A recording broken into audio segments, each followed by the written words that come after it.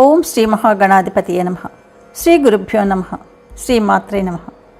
శ్రీ విష్ణు దత్తకృత దత్తాత్రేయ స్తోత్రం.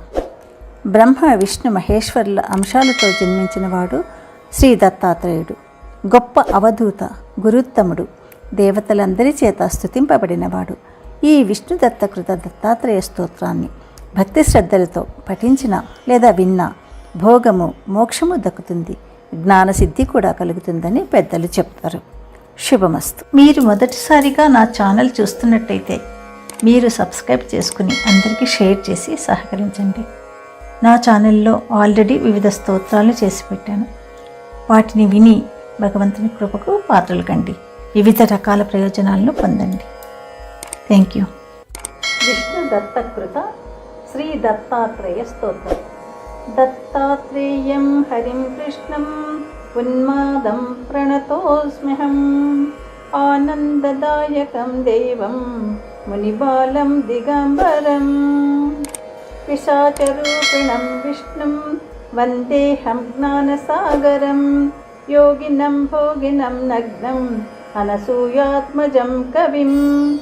భోగమోక్షప్రదం వందే సర్వదేవస్వరూపిణం. ఉరుక్రమం విశాలాక్షం పరమానంద విగ్రహం. వరదం దేవదేవేశం కాట్యవీర్యవరప్రదం. నానారూపధరం హృద్యం భక్తచింతామణిం గురుం.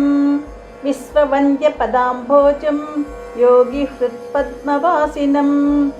ప్రణతార్తిహరం గూఢం కుత్సితాచారచేష్టితం. మితాచారం మితాహారం భక్ష వివర్జితం. ప్రమాణం ప్రాణనిలయం సర్వాధారం నతోస్మ్యహం. సిద్ధసాధకం సంసేవ్యం కపిలం కృష్ణపింగళం. విప్రవర్యం వేదవిదం వేదవేద్యం వియత్సమం. పరాశక్తి పదాశ్లిష్టం రాజరాజ్యప్రదం శివం. శివదం సుందరగ్రీవం సుశీలం శాంతవిగ్రహం. యోగినం రామయా స్పృష్టం రామం రమాప్రియం. ప్రణతోస్మి మహాదేవం శరణం భక్తవత్సలం.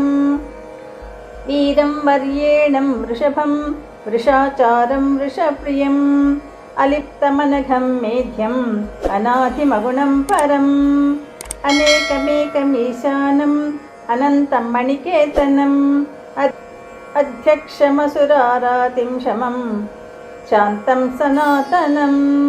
గుహ్యం గభీరం గహనం గుణజ్ఞం గహ్వరప్రియం.